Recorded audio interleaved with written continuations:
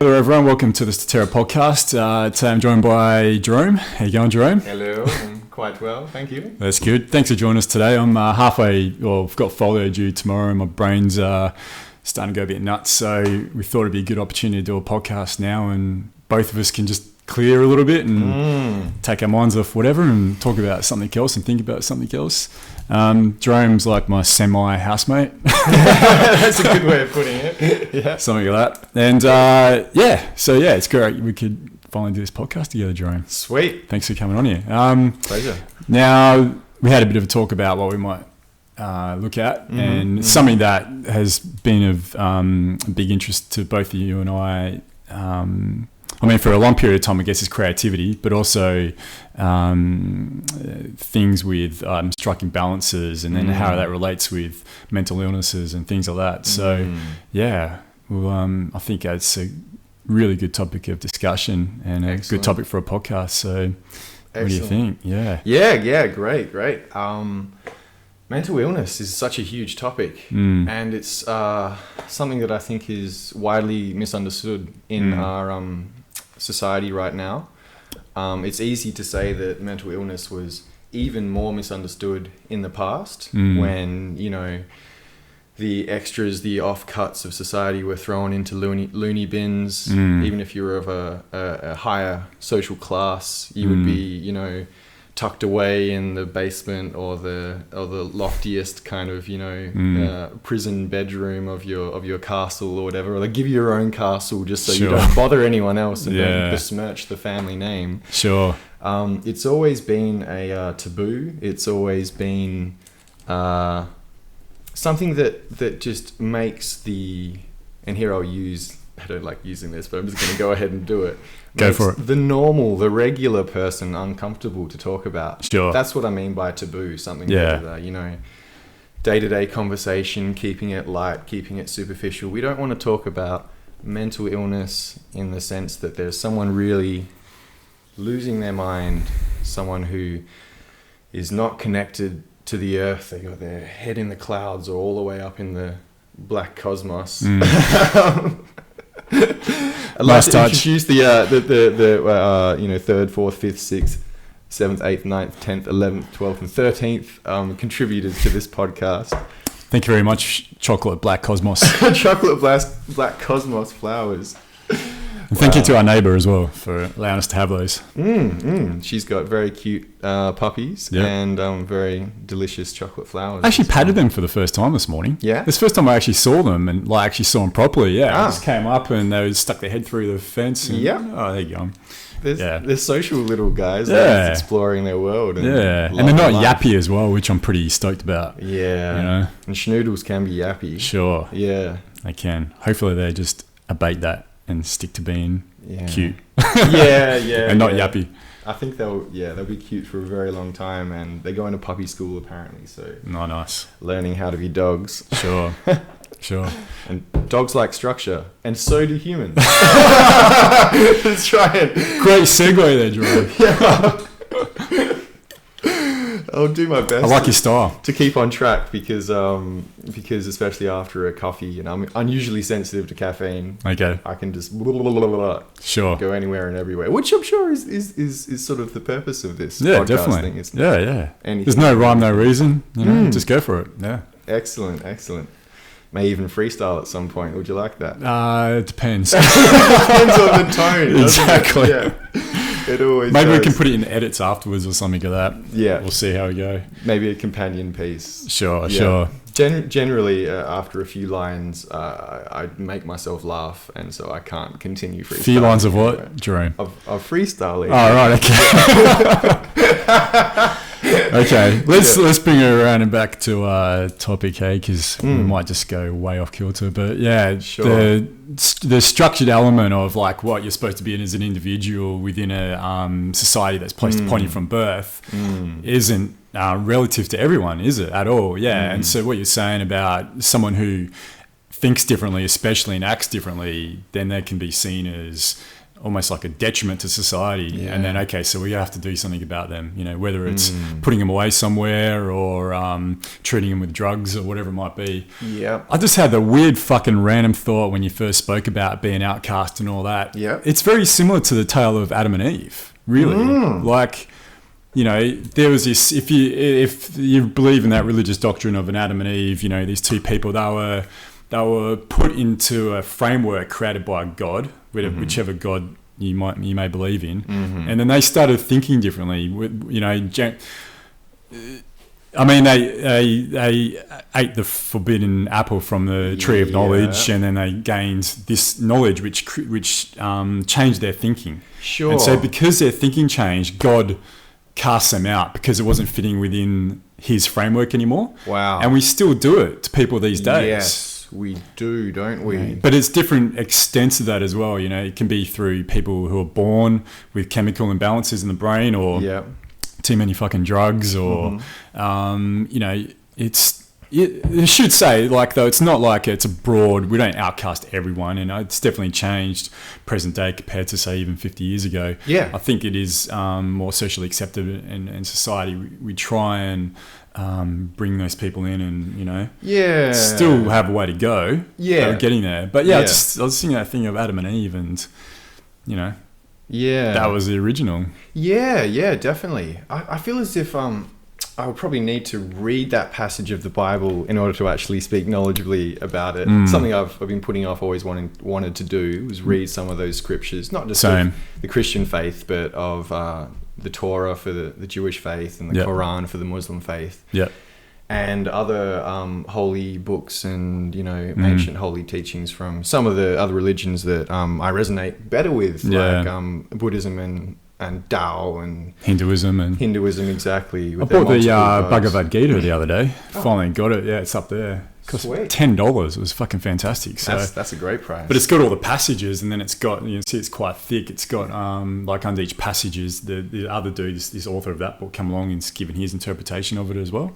So that's going to be my next read, I think, and see what it is. But I think it's really important if you can get into reading different texts. And I have read Revelations in the Bible before when I was younger, only because it's like one of the best science fiction stories that you could ever, you know, like 12-headed monsters coming down from the sky and fucking fire and brimstone, and man, it's really enthralling. Like, it was better than any sci-fi. I wonder if they've ever made into a sci-fi movie, Revelations. I don't think they have They should do it. That's a great thought, because so often when there's a movie based on some part of the Bible, inevitably it always comes back to, you know, the passion of the Christ, and the movie's just about, you know, the main story, that the Son of God came down to earth and was a bit kinky, and so decided that he wanted to put himself on a cross and get nailed. So that was a little bit facetious and tongue-in-cheek. I've heard this funny, you know, thing, like, you know, he dug it.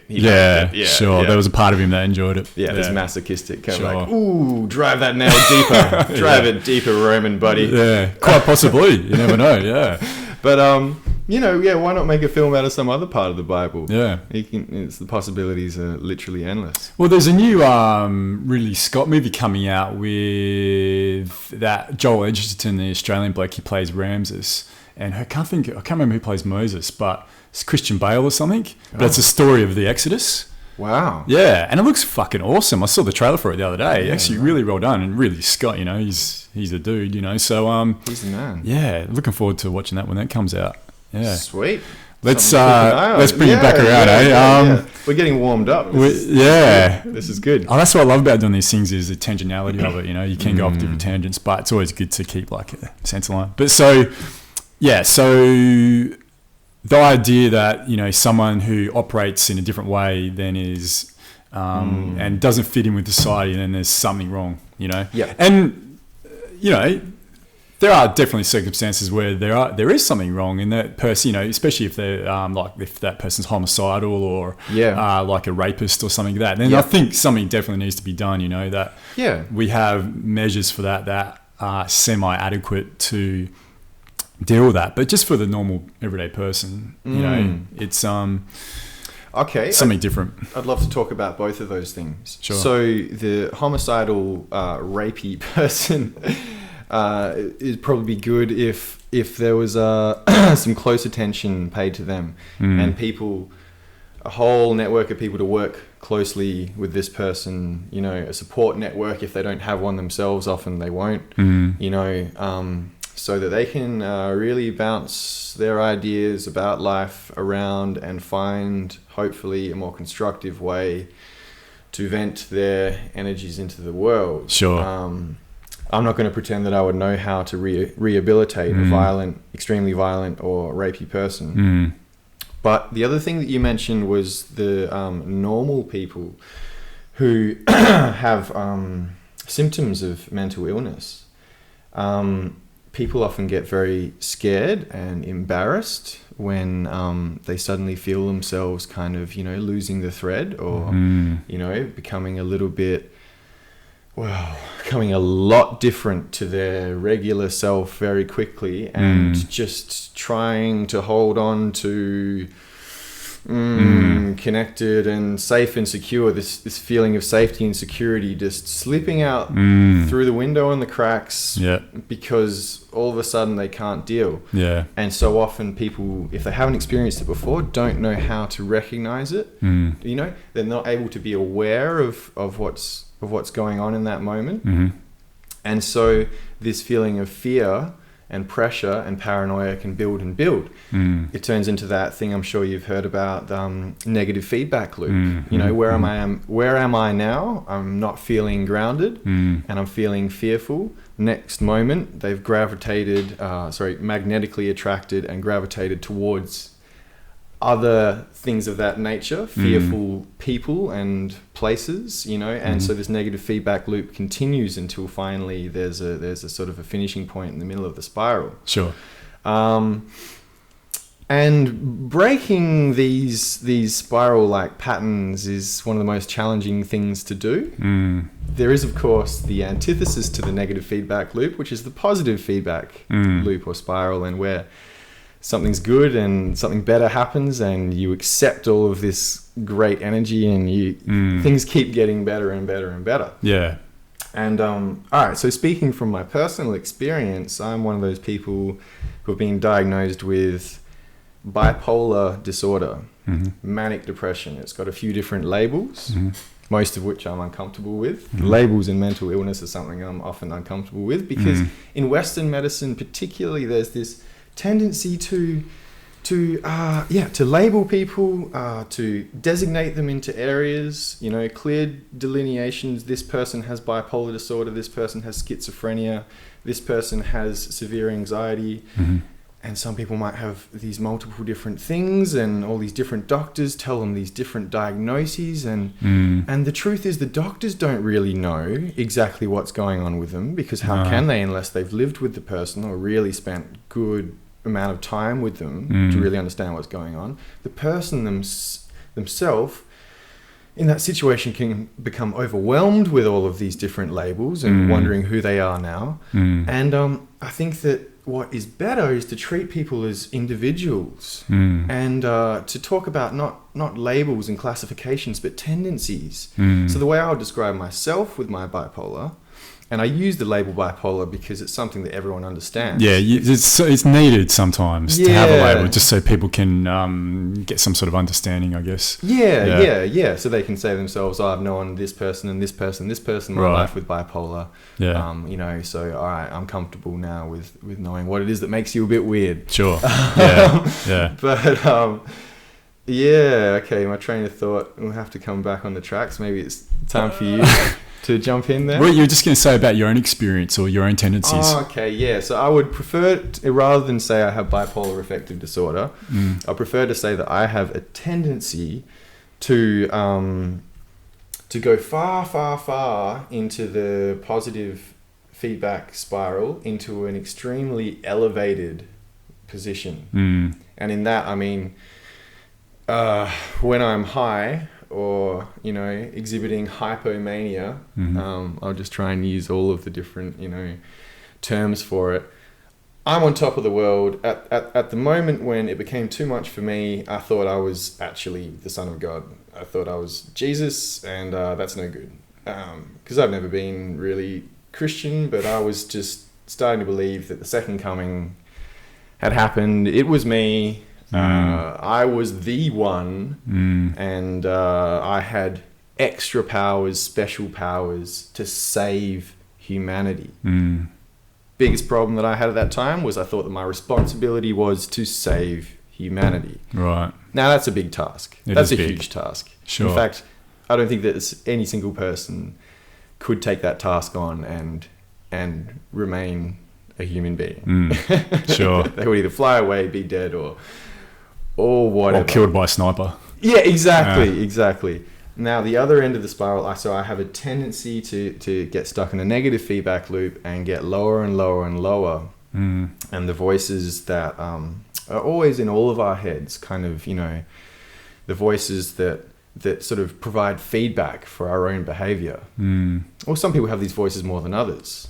I think I've had, some bad voices for a long time that just tell you that things that aren't true, that what you're doing now is wrong, what you've just said was insensitive, you're not doing enough in your life, you're not achieving anything or not achieving anything worthwhile.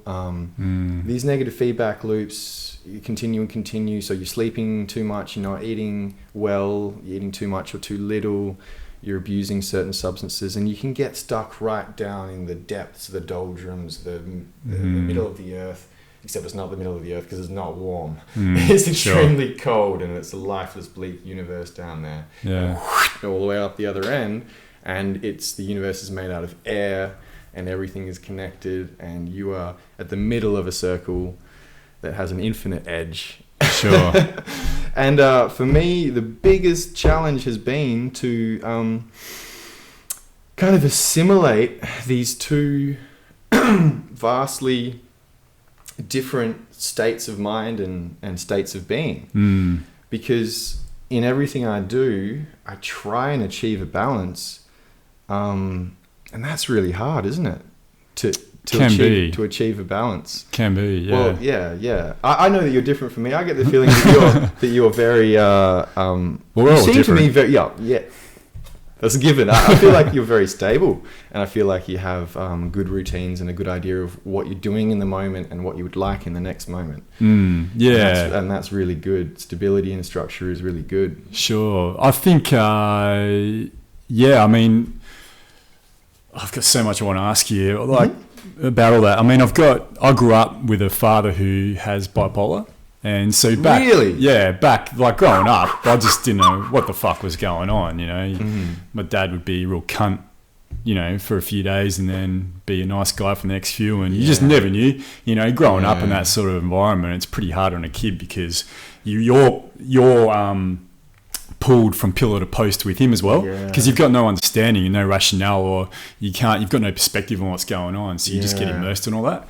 So I learned from a very young age that I had to, that's been a massive battle in my life, is to try and it's been, there's so much we got to talk about this, Jerome, but it's the way I've approached life in last 20 years has been to give myself that structure and that rationale to prevent myself from becoming like my dad, and which has been good. But the disadvantage is that it's not allowing myself to get into cray-cray territory, to get into cray-cray land. It's also stymied my creativity as well. Sure. So it's that balance is something I'm now, from about even just 6 months ago, trying to work out which point on that cray level I need to be at. But I definitely, I was very fortunate growing up. I played a lot of sport and I played a lot of basketball and football. So I always had that structure from when I was about 11 years of age. But if I had been, I grew up in Rockingham where drugs were just fucking prevalent, really, really. So in Rockingham, if you didn't surf or do sport, you were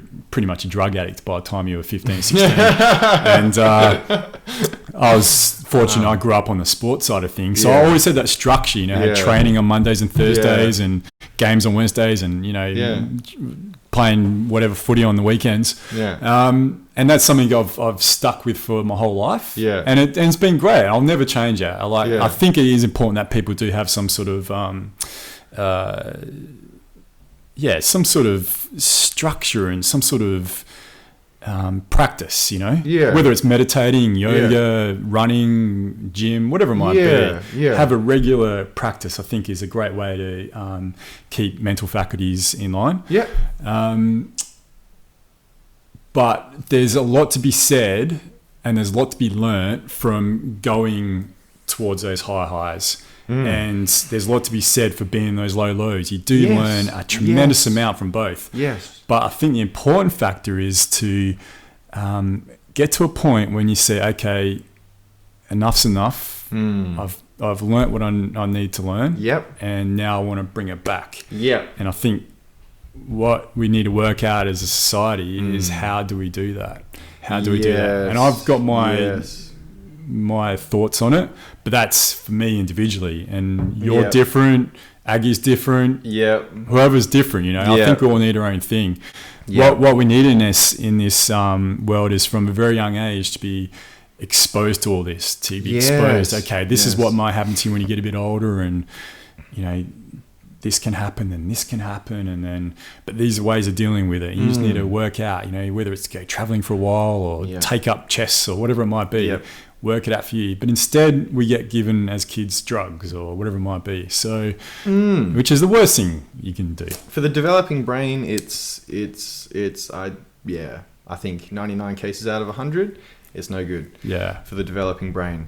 And your brain doesn't really stop growing and changing at this incredibly rapid rate. And it doesn't cease being so sponge-like until you're about 24, 25. That's right. That's what I've heard. Yep. Yeah. So many parallels, I just wanted to say, between yourself and myself that I would never have realized, I don't think. Sure. Not realized for a long time, probably, had we not had this podcast. Okay. Your bipolar father, my bipolar father, your sports regime as a youngster and mine as well. I played soccer and, was in a soccer club and played soccer at school. I was always doing sports, always really active. Just this morning, I thought to myself, as I was walking to go and get breakfast and starting the day with a cigarette, which is something I'd love to cut out. Sure. Because once you have that first morning cigarette, you crave them all day long. Yeah. If you eat first and then have a second meal without having a cigarette, you can just smoke at night. I found.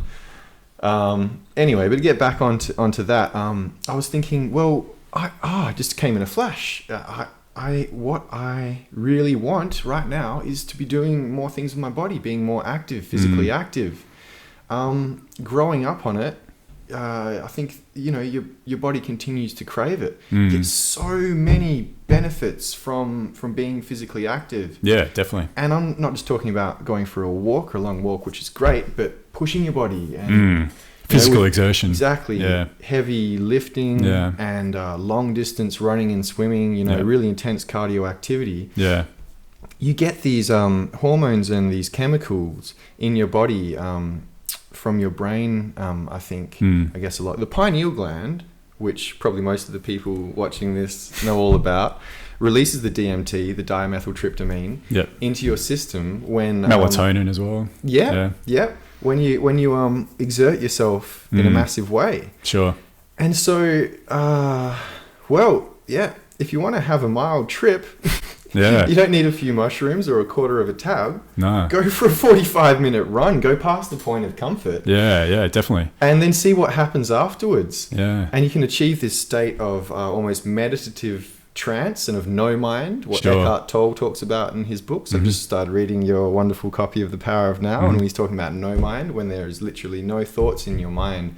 You are simply the thought between thoughts and the observer who, should anything crop up, it's just you are the observer, detached enough to see that thought from the outside, if you will. That's a very important practice for especially anyone who's battling depression. I know it's the toughest thing to do, but it's like training. It's like anything. You start doing it, okay, then you become better and better at it. It's like meditation. We always think that because especially physically, when you go do weights and go do some bicep curls, you do it for 6 months, you see the results, you can see physically what it is, it's tangible. It's a little bit harder to distinguish when it's a mental practice like meditation or mindfulness, which is what he's talking about. I just want to go back to what you said about physical Mm-hmm. exertion and like the chemicals that get released, you know, and there's like serotonin, dopamine. Yeah. They're tremendous regulatory chemicals that are they're already they're within us. They're created by the brain somehow, some way. Fucking complex proteins. I don't really understand it, but you'd have to be a chemist. You have to be a chemist, yeah. Or like Dan's dad, a neuroscientist. Yeah, sure, why not? But I want to meet that dad.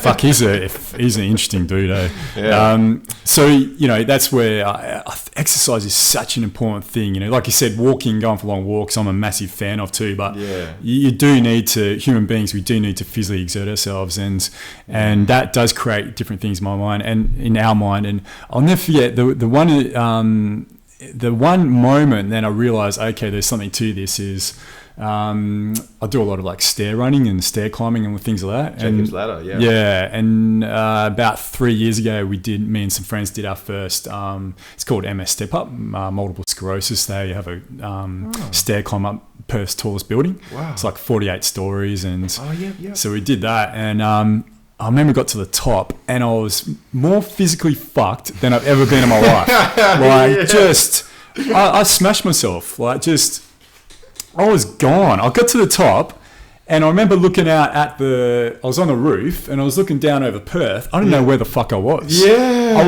was in some other world. It was like I was tripping. Yeah, like it was transcendental experience. It was a transcendental experience. Yeah. Like the DMT must have just been going gangbusters. Yeah. And I've had friends who have like, it was an incredible experience. It was a little bit uncomfortable as well, I have to admit, because I'm like, for a few seconds I was like, what the fuck's going on here? Like I was physically in pain, but my brain was doing something else, you know? Yeah. But I've had a good friend of mine, he's he, not so much now, but when he's younger, did a lot of, what do you call it?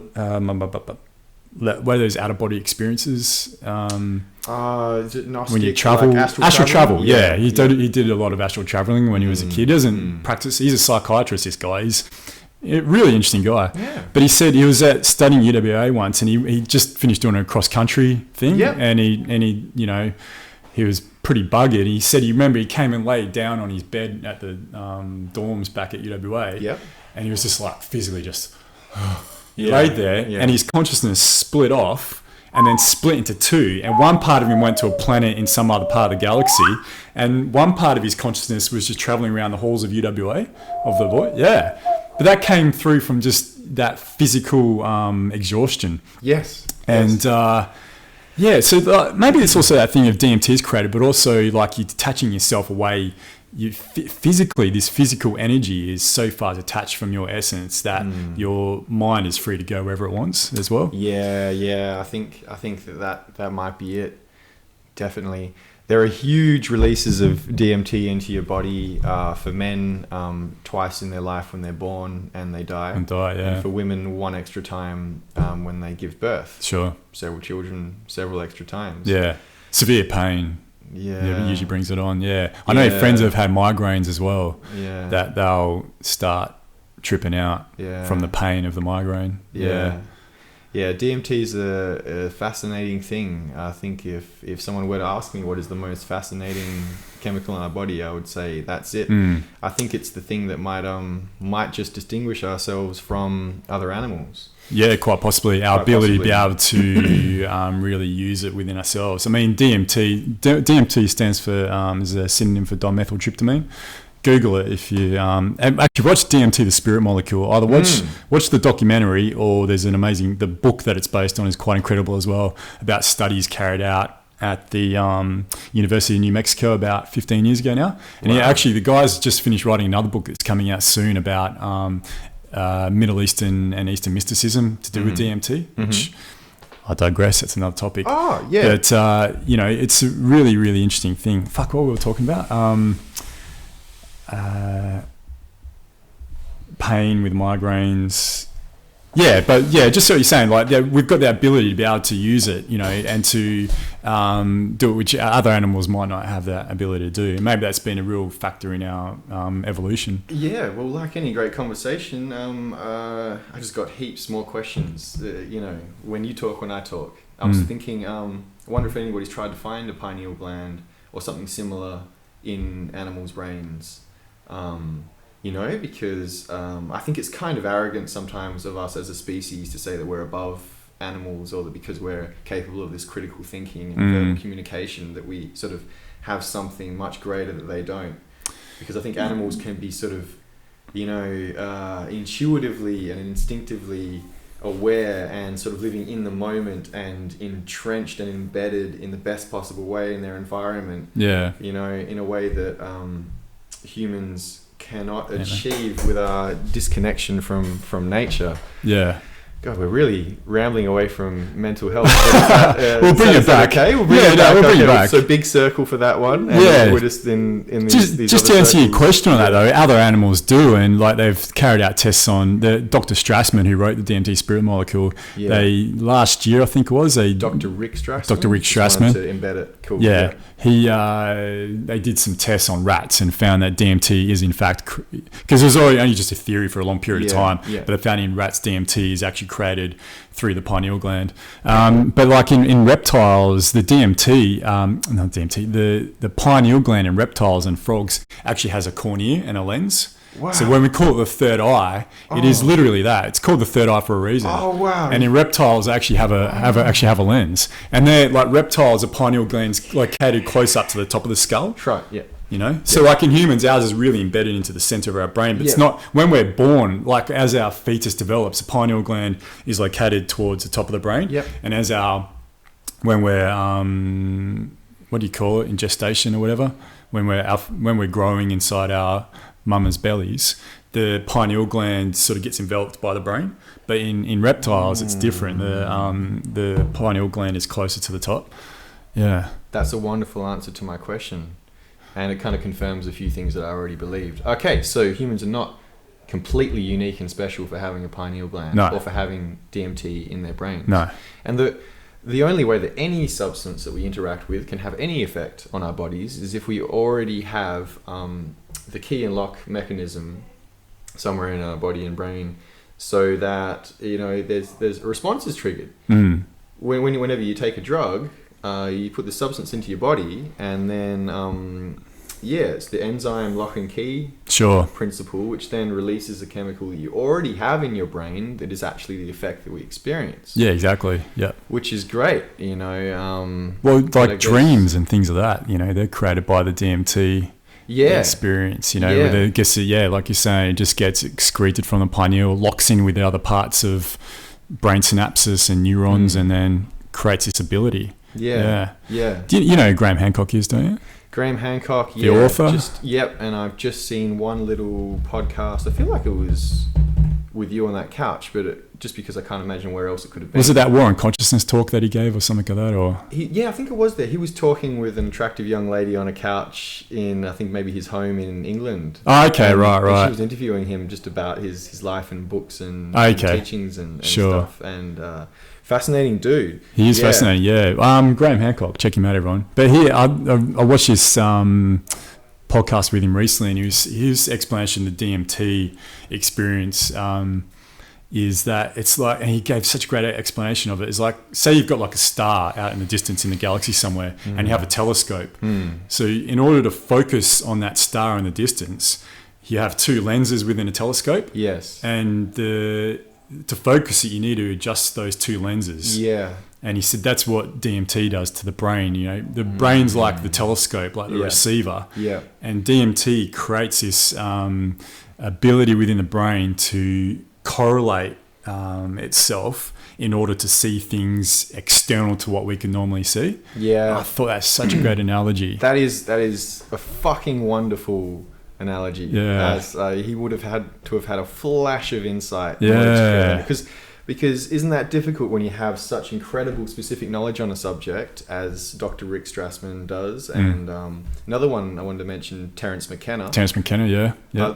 Everything that I've learned from him has actually been from other people telling me their experiences of the book. But when you have the specific incredible knowledge on a subject, and you were sure that this is part of your truth about the way that you and the world work, and then trying to explain it to people, and that's the hardest part, creating the bridge between your knowledge and their understanding. Sure. Exactly. So many incredible visionary scientists and just thinkers, visionary thinkers have, somewhat unfortunately not been able to make people understand what they're trying to get at, what they're trying to explain their vision. Yeah. And, well, that's why Terence McKenna was so great at being able to actually put it, because people can talk about their LSD experience or the ayahuasca experience, ayahuasca and DMT, it's the same thing, just DMT is found in ayahuasca, but you can smoke DMT, which is a quick, short, sharp experience where you get put into other realms, or ayahuasca is more of a slow release, slow burning type experience. But, before Terence McKenna, no one could ever really portray it properly, but Terence McKenna had such an amazing way with words and such an amazing storyteller that when he would tell a story about one of his experiences, you'd feel like you're actually in part of that experience as well. Yeah. And there's a few Terence McKenna quotes. There we go. The old Englishification. Sure. That have resonated with me deeply. Not deeply enough for me to remember it now, but he's a born communicator, a born visionary. Or rather, his experiences have led him to some really incredible insights into life. And I think that the packet of his knowledge is incredibly beneficial, both to himself first, most importantly, and then everybody else. Sure, definitely, man. Yeah, and that's great. Can I just quickly say with that, Terence, I've written it down here. I did it a while ago. But my favourite quote, and actually a friend of mine on Facebook this morning put this quote in about exploring, and it reminded me of this Terence McKenna quote, which is my favourite Terence McKenna quote. And I want to read it out to you because it's relevant to what we were just talking about as far as tripping. Yep. So he's got this amazing quote. Terence McKenna, unfortunately, he passed away back in 2002, I think it was. He died of, what do you have? I think he had cancer, but unfortunately passed away. But the great thing about technology these days is all of his talks are up on the internet, and you can, hours and hours of conversation. Yeah. But he had this great quote. I'll read out to you. It goes, so he's talking about the DMT experience, and he says, "You are an explorer and you represent our species, and the greatest good you can do is to bring back a new idea, because our world is endangered by the absence of good ideas. Our world is in crisis because of the absence of consciousness, and so to whatever degree any one of us can bring back a small piece of the picture and contribute it to the building of the new paradigm, then we participate in the redemption of the human spirit, and that, after all, is what it's really all about." Wow. I just got a little bit of a goosebumps situation going on. What a guy. Can we neatly bring that back around to what we were talking about just previously with the mental illnesses and going through that? I think going into those states of lows and highs is really just that, is exploring. And I don't think there's anything wrong with it until it starts becoming damaging to the individual. But I think if you remain consciously aware of what's happening to you as it's going along, like we spoke a little bit before this podcast, where for the first time in my life, I started thinking I was going crazy. Like this is for about a 2-week period. And I spoke about it in the last podcast as well. I don't mind talking about it because I think it's important to talk about, but put it up. I mean, a lot of it can't do that. Well, a lot of it's got to do with my experiences with ayahuasca too, and I actually feel blessed that I was able to go through this experience. But I went exploring into crazy territory. I didn't go full crazy. Like I know some people go full crazy, and then it gets to a point where they're a bit beyond help. But I sort of managed to keep myself balanced as well. Yeah. But man, it was fucking difficult. But the great thing is I've got much more of an understanding of people who do go through that now.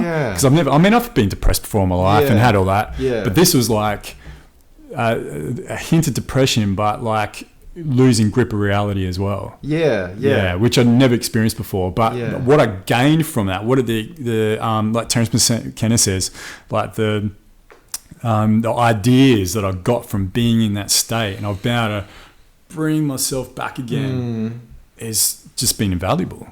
Really invaluable. Yeah, well, that's the next thing that I wanted to talk about, bringing something back from both a very low place, a very low dark place, and bringing something back from a very expansive, light, airy place. Both are equally important. So important. Drawing knowledge from the earth and harvesting knowledge from the skies and the water connecting it all. Yeah. Because without water, we'd be nothing. Yeah, it's true. We would just be blobs of matter on the floor. Sure. Not even blobs, because it wouldn't even be wet. It would just like crumples Gunk. of ash, ashy stuff. But bringing something back from the brink. From a brink, there are so many different brinks. Yeah. And I feel blessed for having been at so many edges, the edge of my world, and bringing something back, because I feel like now I have a larger area in the middle in which to balance myself. Sure. I think it's really difficult to achieve perfect balance. In fact, I have a problem with the word perfect. Yeah. I think it's really difficult to achieve ultimate balance. Yeah. And would you want that anyway? Would you? Yeah. I don't know. Maybe that's what Buddha did, or any of those guys that just... I mean, it's a huge part of Buddhist philosophy is that, but I really think it works in wavelengths as well. Yeah. And I think it's finding oscillates. it oscillates. So it's finding out which oscillation suits you best. Yeah. Really. And which area suits you best. Yeah. Where you want to oscillate on a spectrum, on any given spectrum, where you want to oscillate. I feel like revealing something a little bit personal about my past. Go for it. I have no bones about talking to my friends about this. The only difference is they're on a podcast now, but don't be put off. I've been to mental hospital twice, Ward D20, because I did lose my grip on reality 2 times, and they were both inspired by drugs, by LSD, which is one of the strongest hallucinogens out there. And by all means, if you feel safe and comfortable and it seems like a good idea and you're with good people who can support you, go exploring. It's a wonderful world out there. But there is too much of a good thing, and there is too much of a mind-opening thing.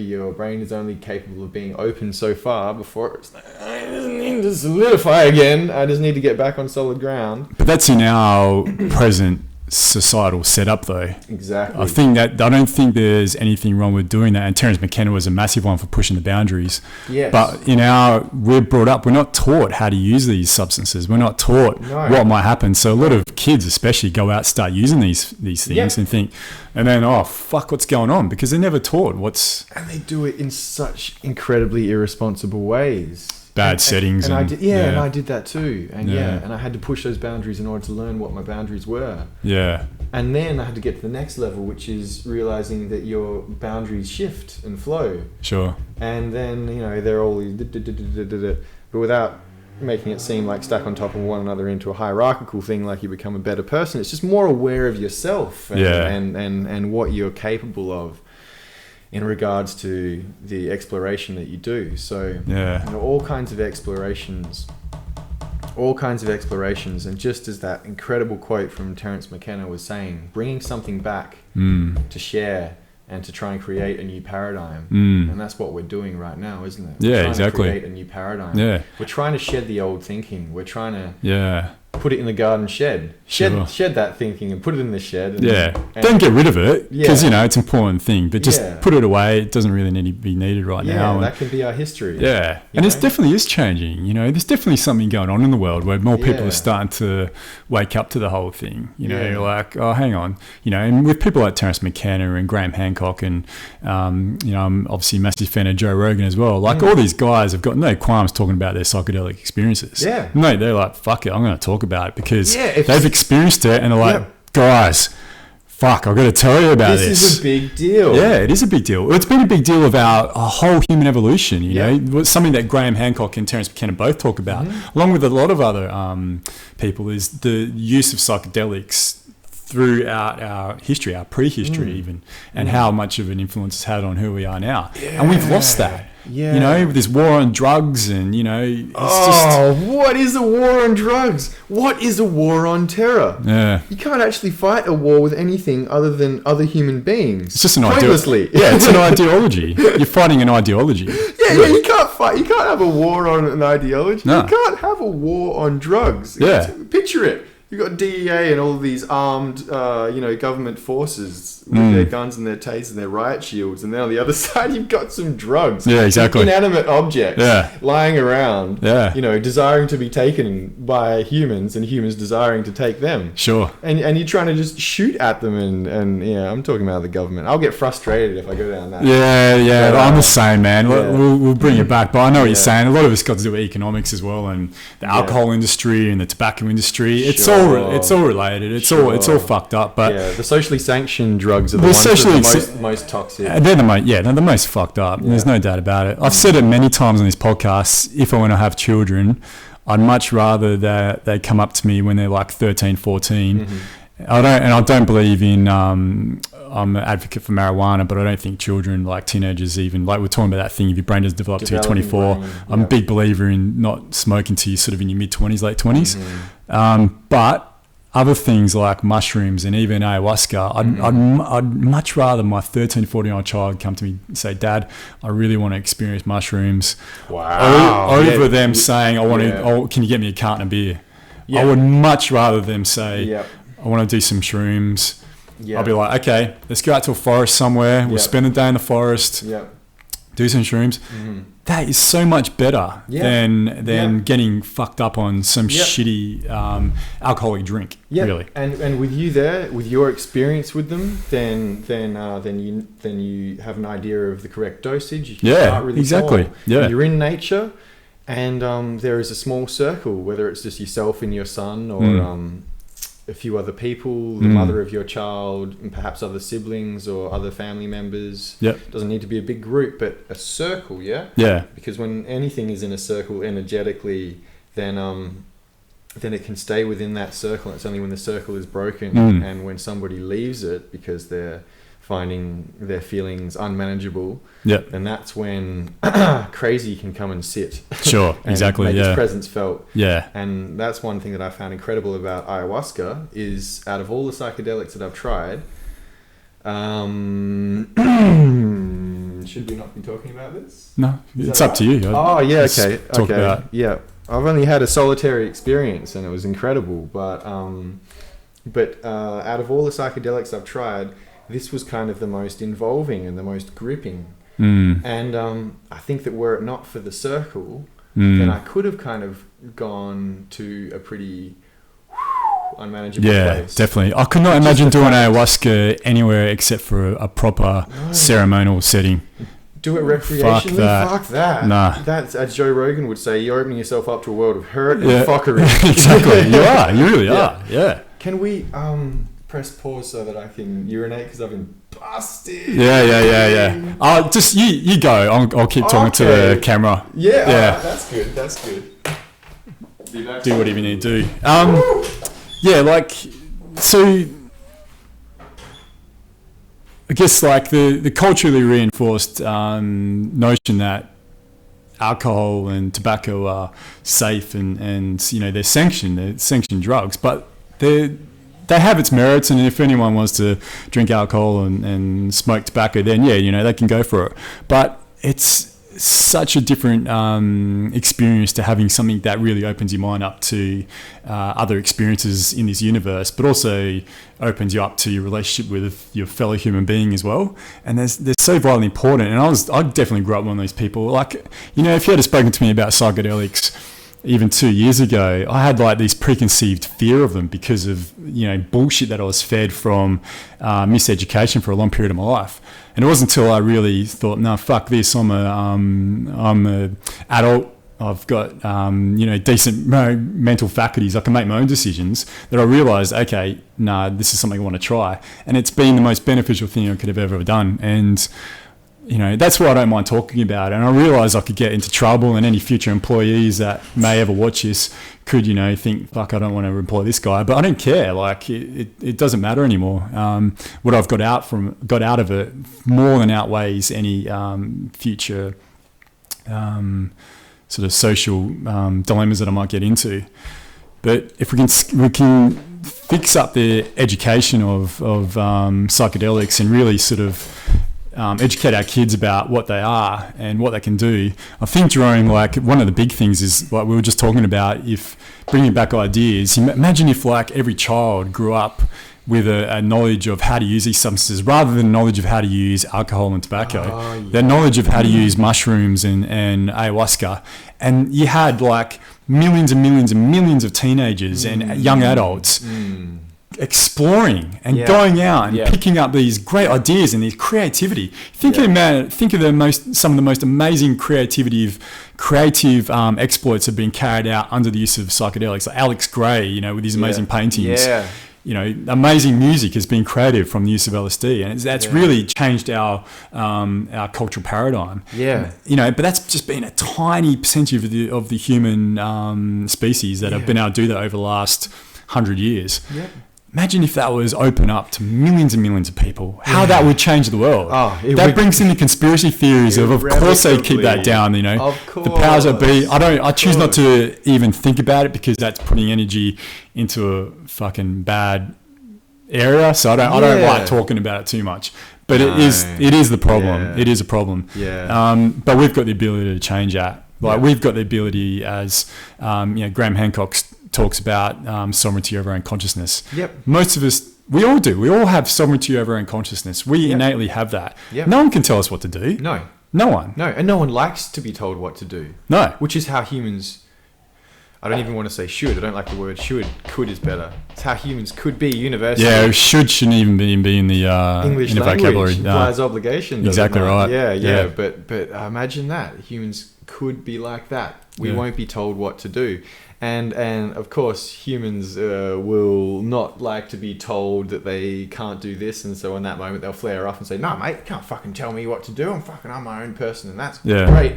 But what a lot of people don't realize and they're not aware of is that with all of this repetitive bombardment from the media of just keeping this society and this mainstream thinking in place, the repetitive bombardment sinks into the subconscious,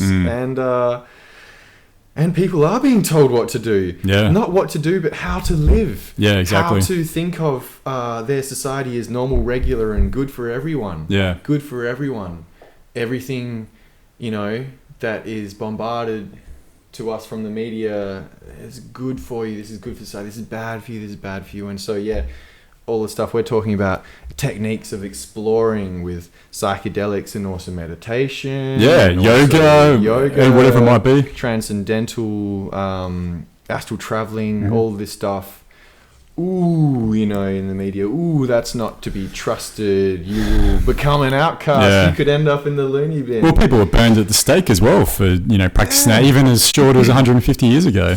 But the education, I could not agree with you more about education. I think that the two biggest gaps in education at the moment, what I experienced, even going to a apparently incredible top of the line private school, the education for mental illness and the education for drugs, the anti-drug campaign that we were subjected to in high school, they both had big gaps, and so I knew very, very little about mental illness from high school. I learned it all from my family and my dad and my older brother and my mum and everyone else I've encountered who's experienced mental instability. And then with the drugs, it was just basically don't drink too much, which implies drink some, but don't drink too much.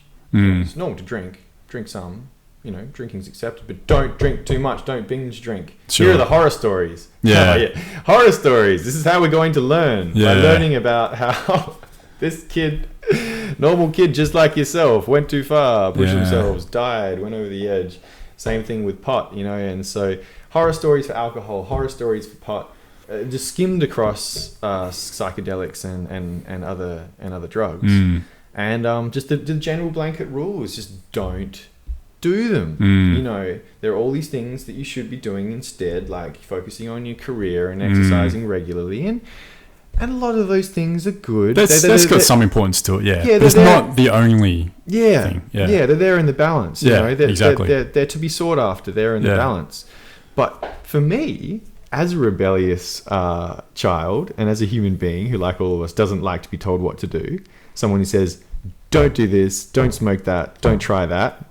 I was just like, well, I'm gonna. Yeah, sure. Yeah. I'm gonna find out for myself. Yeah. I'm gonna see what happens. Nothing's ever gonna stop that. That's why whoever's still propagating this war on drugs thing, they've got to understand. I'm sure they do. Human psychology's been around for a long period of time, and they've got to understand human beings intrinsically are always going to test out their boundaries.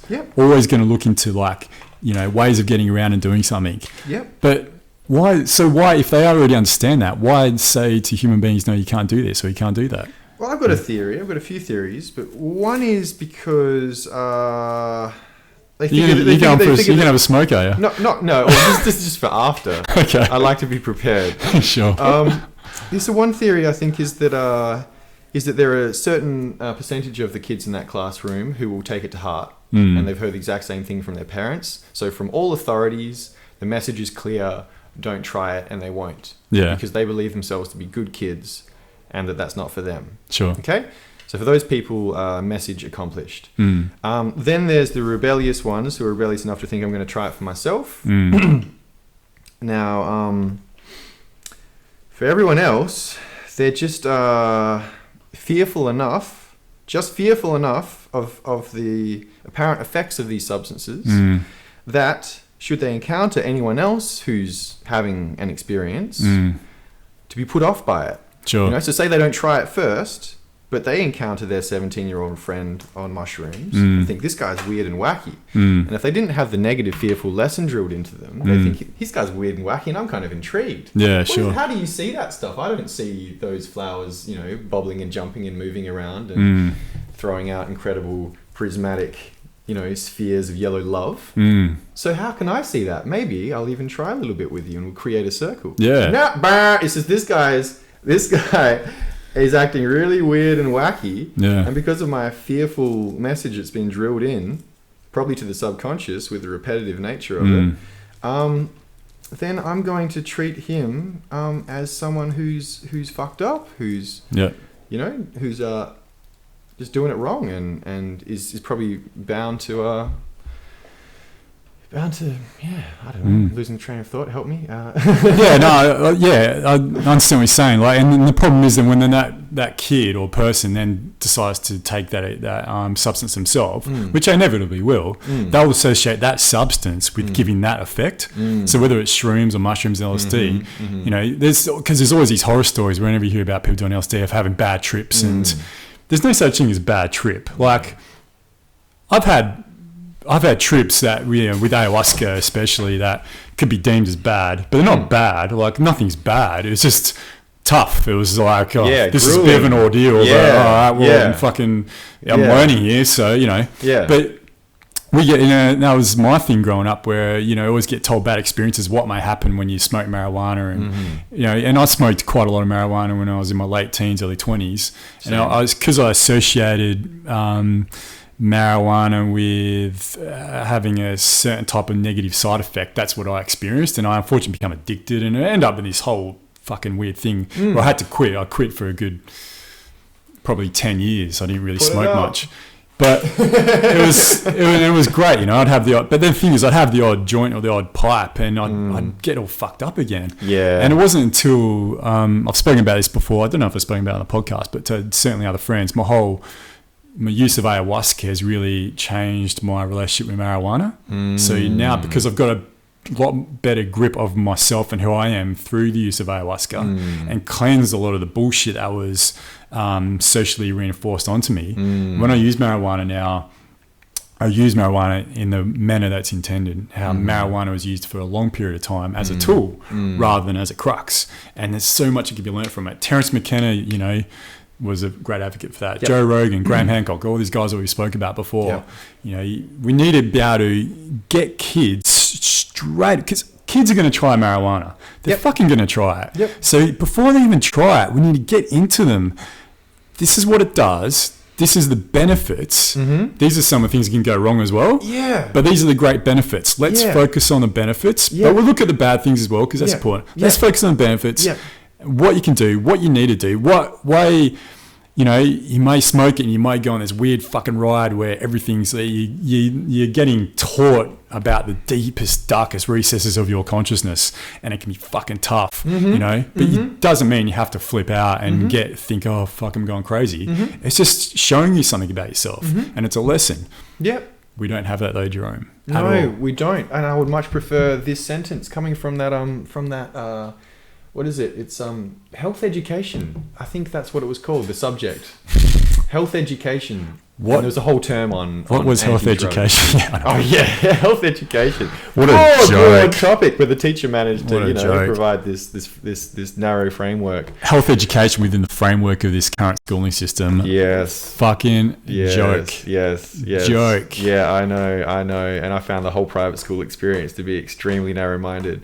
Yeah. Couldn't wait to get especially out of there. Yeah. Only now can I look back and go, actually, this is really beneficial. Actually, this is really good. While I was in it, it was a nightmare. It was tough. It was tough. And there was a guy who thought that I was, quote, communist, unquote, because I didn't think that a person who had recently burned the Australian flag at a protest against the Iraq War, because I didn't think that this flag burner should be jailed. That made me communist. Oh, really? Yeah. Apparently. Anyway, that's the whole thing. That's a topic for another podcast. It is. But if you choose to imbibe this substance, you might feel this way. Lots of people feel this way. These are some of the effects that we've noticed time and time again. Yeah. These are what you might call positive effects, beneficiaries. Yeah. And these are things you might call negative effects, you know, grueling times. And I agree with you, there's no such thing as a bad trip. It's just something that you have inside you already, that you're probably going to face sooner or later in your life. Exactly. But opening the door kind of somewhat forcibly with a strong substance, psychedelic substances particularly for the mind-opening aspect. Especially ayahuasca. Yeah. I think for me, acid and acid it can do as well, yeah. I think you spoke a little bit earlier about ayahuasca gripped you like no other drug, and I think that's what it allows you, that's the benefit of it. It pins you down. Yeah. Oh, just consciously and subconsciously. Yeah, and takes everything out of every external influence out of it. So it's just you. Yep. And you have to focus on you. Like I've had experience, I like sort of pride myself in remembering artists' names and music and songs and movies.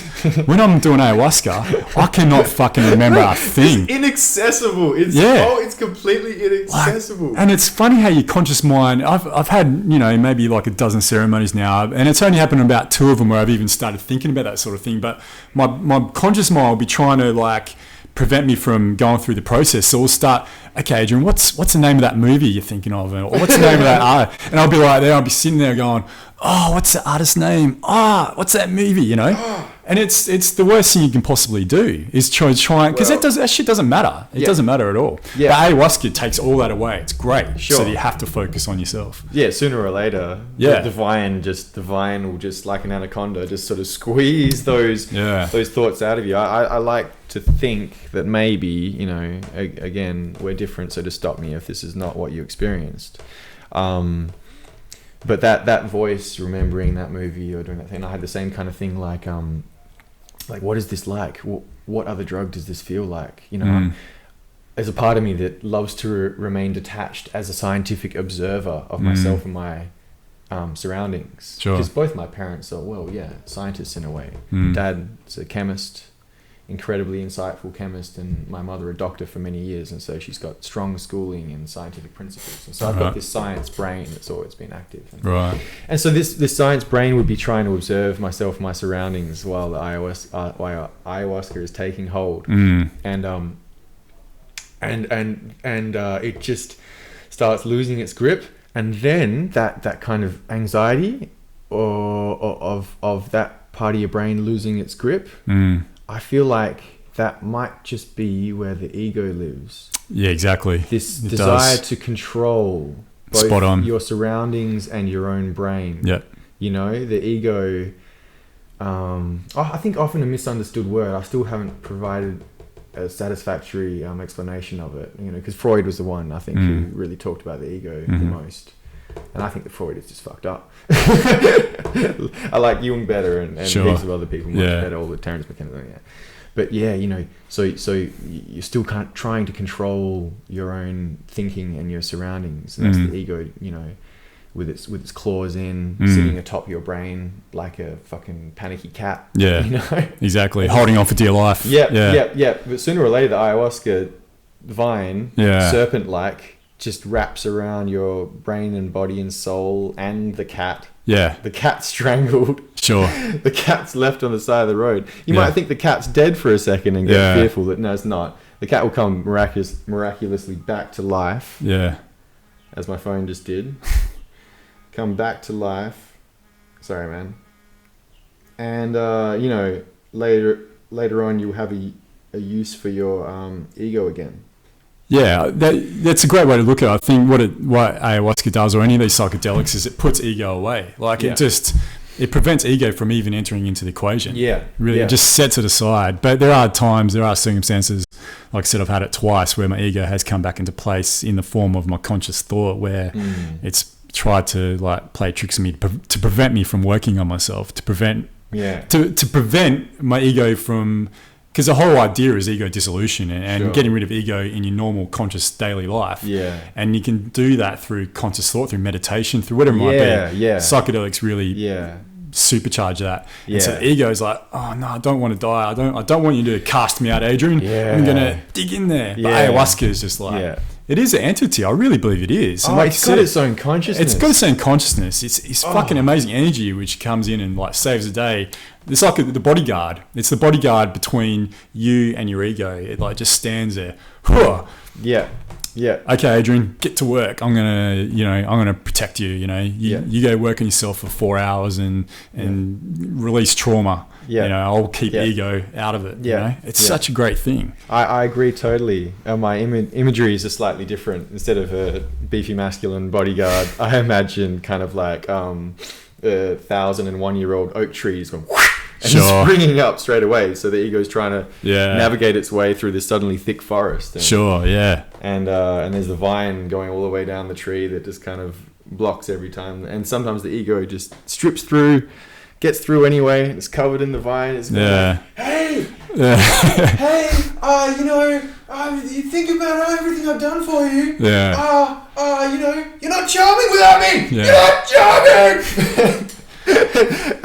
and you're in this ayahuasca soup, having a fairly intimate experience with the what I would describe as a frankly feminine sort of characterization, personification, if you will, of the ayahuasca, you know. Yeah, very motherly. Ooh, yeah, but a harsh mother, isn't she? Yeah, like a stern mother. Yeah, she's just kind of like, now who do you love? Sure.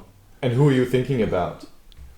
And how does this really benefit you? Oh, you have to cry, come into my big bosom. Yeah. Just, you know, get it out. Yeah, exactly. Let's go and wallow in the mud together. Sure. Don't know why she's got that voice. But it's great that we have that ability to be able to do that. But it's also a shame that we need to do that. Like, it's a shame that I've had to do a dozen fucking ceremonies, you know, and to get to that place. To get to the place where I am now, where I've to get rid of all my bullshit that I've collected over 30 odd years, you know.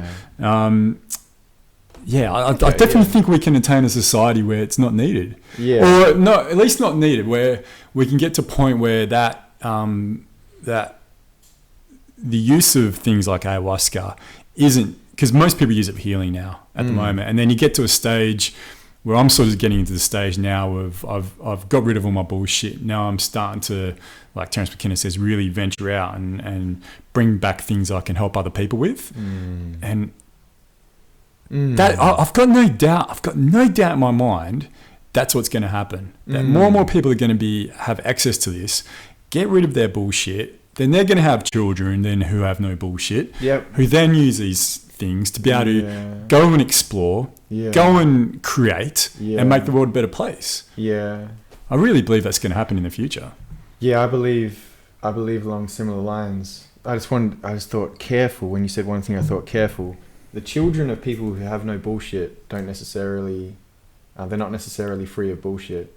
There's that's true. That you inherit from your parents, but I've seen kids who have two incredibly conscious, aware, spiritually beautiful people who have fucked up little kids who just want, what I mean is they want to rebel against these kind of like godlike parents and sort of be the exact opposite of that. Sure. So kids will be kids everywhere, every when. Yeah, you're definitely right. But Yeah, it's just about I think a parent being aware of what baggage and bullshit that they've had in their life that they have consciously or subconsciously tried to pass on to their kids. Yeah.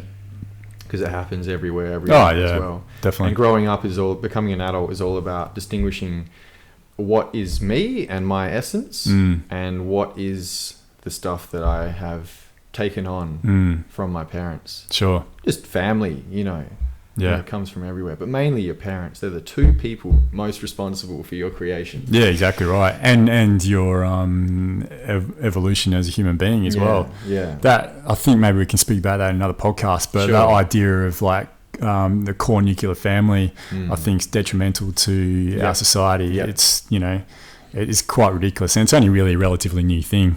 So yes, in the grand scheme of things, I guess, the good, like the time of agriculture when that first started, then people become solidified on this piece of land and with this family. And then you had family names that were passed down through the paternal father figure. Exactly. And this name was usually like Smithson, so you're a Smith. So you're a Smith, so that actually the religion together with the name, the family name,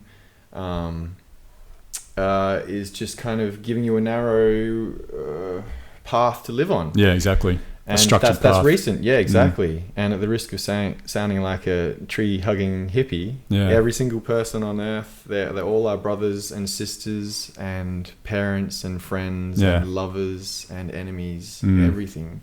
They are everything to us all the time. Why not treat everyone just the same, how you'd like to be treated? Yeah, exactly. Good rule to live by. It is, man. And it's a great fucking ethos to live by. And I think to go back to the mental illness issue, I think a lot of the problem with why people battle with mental illnesses is because they're born into this world and they're given this structure placed on them straight away, and they grow up and that's not who they are. They're not that kid that goes to primary school and then goes to high school and then goes to university, and they get forced to do that, and so their fucking mind's just going no. Their spirit is like no, I don't want to do this. This is not me. I don't want to be sat in a fucking classroom for 6-7 hours a day, where the sun's shining and I want to go run. I don't want to do that. And that's why slowly but surely, that's why a lot of mental illness is developed by when kids get to like sort of teenage years. You can cope with so much as you grow up, as a toddler into your teens. You can cope with so much, but man, it catches up with you if you're living a life that's not in tune with who you are as a spirit, as a soul. That's when mental illness, I really believe, really starts coming in. There are other factors like genetic traits and things like that, of course. But from my experience, a lot of my, I've never really battled with severe depression, but I've been depressed, and and as everyone out there has faced that sort of thing, I really think a lot of it came to because I wasn't living a life that was in tune with what I really wanted, what I really want to do. So we need to be able to find that. We need to be able to find our ability just to be able to do whatever the fuck we want, as long as it's not harming the environment around us. Yeah. I feel like we could just do podcasts endlessly, because I've just recently read a book called The Reluctant Messiah, in which that principle, do whatever you want as long as it doesn't harm others or doesn't harm the environment. And there's this little fable in that. I think instead of talking about it now, I'd love to just find the book and give you a lend. The book is very slim and a pretty easy read. The author breaks down this idea of not harming other people. Basically what he's saying is like, if you need to, or if you want to, go ahead and harm other people. Chances are they can take it. And chances are that's just what they needed, even though it's uncomfortable for them at that time. It's kind of like, we'll talk about it another time. But so getting back to the mental illness thing, it's all the taboos, it's all the labels, and so many kids, like what you're talking about, going through their teenage years, and all of a sudden all these massive new hormones and hormonal imbalances and mood flying everywhere, and testosterone and estrogen, heavy substances for someone who hasn't experienced them before. Yeah. They've got all this stress from their childhood of not being who they want to be and not being what they want to be, and stuck in this rigid nuclear family structure. And the stress of all of that combined with the new hormones, and they act out and they go wild and they go off the tracks and they lose themselves. Yeah. And that's the time when it'd be great for somebody, instead of saying this is sick behavior and this is fucked up and you need to go to school every day, someone to step in and say, right now, what do you want? Yeah. What's going to benefit you the most? Yeah. And they say something stupid like, I just want to go to a roller coaster and fucking barrel down it. It's like, all right, let's go do that. Sure. Well, they might not even know, but they should just be given the opportunity to try whatever the fuck they want. Yeah. Do whatever the hell they want. Yeah. Like, in November last year, I went to the Amazon to do a retreat over there, and the kids over there were just like, these early teenage kids and 15, 16-year-olds up to 15, they were so happy and content. They played soccer, all day, and they didn't go to fucking school or anything like that. Yeah. They just did what they want, had and you could tell, like, their eyes were the thing I really noticed. They were just so full of life. Yeah. So full of life. Yeah. They had no need for alcohol or for cigarette addiction or anything like that. They were just they were in tune with who they were. They did things that they wanted to do, being in the environment, playing soccer, running around, not being in a classroom for 6 or 7 hours a day. They felt free 5 days a week. They felt free. They felt like human beings. How really human should. And it sounded like they could look you in the eye and you could see the clarity in their eyes. And so many teenagers here in our Western society you see on the street, they can't look at you in the eye. Nah. They're just flicking around everywhere, straight to their phone. They're in a fog. In a total fog. And I spent half of my teenage years like that. Especially when I started smoking weed and was doing it the wrong way. Same here, man. Like, I totally just shut myself down, shut myself off. A lot of it could do with my family background as well, and having to shut myself off from that goes back to the core nuclear family thing and the ridiculousness of that. But it's not the way it needs to be. And we need to change that. Jerome. We do. We can. Put it up. I'd like to try and a lot of high fives today. I love them. Lefty high five is something I have to do since I heard it. It's good fun. I'd like to try and say my last thoughts and then let's do that. We'll wrap up. Finish it off. We'll try and wrap up. Mental health is about trying to keep an even keel. Mental health is about asking for help when you feel like you want it, not just when you feel like you need it, but when you feel like you want it before it becomes a problem. Mental health is about being honest with yourself and others, trying not to be self-deceptive, trying to be honest with what's going on inside you at any given moment. And if something doesn't feel right for you, an environment or a person, you can step away from it any time and instead try and gravitate towards the people who you think are best for you at that time. Sure. And mental health is about saying it's okay to take a few steps back. If you feel like your life, your plan for yourself, you want to be here in 5 years. And if you feel like having to, see a psychologist or a therapist or a shaman or a psychiatrist or any kind of, helping hand like that, if you feel like having to do that is a step back, do it anyway. Exactly, Do it anyway. Chances are it's not a step back. No. It's a step sideways. It's tangential. And we are just the center point of a circle that has an infinite circumference. Sure. And we can visit any part of that circumference anytime we like. So definitely. Think circular. Don't think square. Or don't think linear. Don't think linear. Exactly. I think that's great, Jerome. I think from my experience and what's really helped me with, I've been quite good over the last 6 or 7 years. I've managed to keep balanced and I haven't suffered from depression or any negative thought patterns up until recently. But again, just quickly, that had a lot to do with a lot of the expulsion of trauma that I'd gone through. And of course, there's always an aftermath. But the key element for me, creating some sort of balance and harmony, was by having a form of structure, where we spoke about at the beginning of the podcast, with like regular practice in any certain thing, but also mindful awareness is a massive part of it, and meditation really helped. I started meditating quite heavily. I don't do it so much anymore, but maybe about 4 or 5 years ago.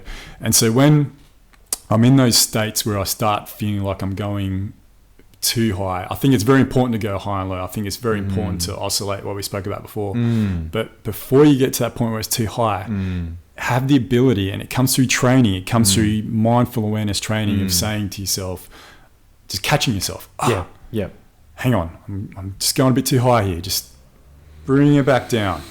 Or on the flip side, if you're going too low, you just think, because that's what happened to me recently. I haven't felt depressed in about 5 or 6 years, and after about a week and a half, 2 weeks of being in this low, all of a sudden I was like, oh fuck, hang on, I'm depressed here.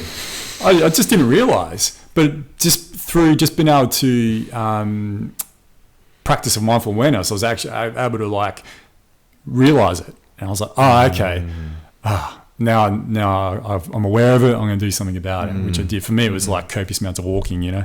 But I think that's a real key, is just mindful awareness. When you understand, just have an understanding of yourself mentally, psychologically, is really important. And also, you should have really an important understanding of your physical body as well.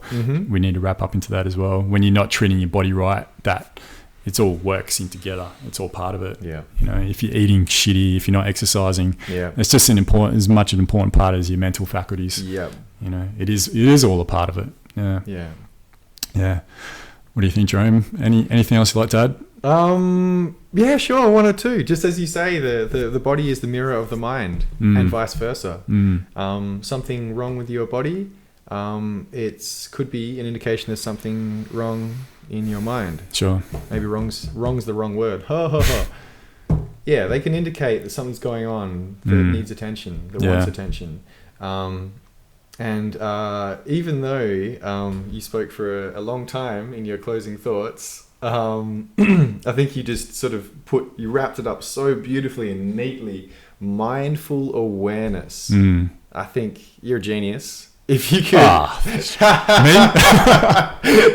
You mean generally we are a genius? Yeah. If you could wrap it up into one, mental health and a really good statement about mental health, I think 2 words, 1 sentence, mindful awareness. Yeah. That is, I'd love for us to leave it at that. Sure. Mindful awareness. Yeah. Your mind is full of awareness of what's going on in your own full mind. Sure. Yeah, exactly. Yeah, it's such an important factor. It really is, yeah. Meditate and empty it. Yes. And then it's full again. Giving yourself that ability through meditation, clearing all the clutter, for if it's like 5 minutes, it doesn't matter. Yeah. So, okay. All right. We'll wrap up, eh? Can we put it up? Yeah. Just hesitation. Have to admit, a little bit. It's so boyish, isn't it? It's so just like... Yeah. Thank you, Adrian, for letting me speak with this about it. Yeah, it's great, Jerome. Yeah, thanks for being on it. I've wanted to do it for a while now, so it's good to finally do one and get one sorted out. And I'm sure we'll, do many more. Is this better? Let's co-hold. Let's co-hold this vase. I really don't want to do that. You don't like that? Oh well, thank you for being honest. You can hold it if you want. Go for it. It was great. They're quite cute though, aren't they? Oh, pretty good. Chocolate guys. Okay, we'll wrap up. All right. Thanks very much, everyone. The camera's up there too. Oh, that one there. Yeah. I remember I did this podcast with a friend of mine, Ben, and he spent the whole time looking at the monitor rather than looking at the camera, thinking he was talking to the audience, but of course the audience is up there. Hello, audience. Okay, we'll do that. We'll finish up. Thanks very much, everyone. I did one of my first podcasts. We spoke about mental illness and treatment with drugs, and I got quite a lot of feedback from different friends and different people who watch a podcast about it, and which was a great help to me and to the person I did the podcast with. So if anyone's actually still watching this now, and if you have any thoughts about what Jerome and I have spoken about, I mean, I'm sure I can speak for you on this, Jerome. We'd like to be challenged. We'd like to have different opinions and thoughts given on any subject. You and I will never ever hold complete doctrine to any one thing that we think about, and it's an important thing to be able to do, because we should all be open-minded to criticism and looking at different ways of looking at a certain subject. So if anyone out there has any thoughts on what we spoke about, please let us know about it if you wish. Okay, right, we'll do that. All right, well, thanks very much, everyone, and we'll see you next time.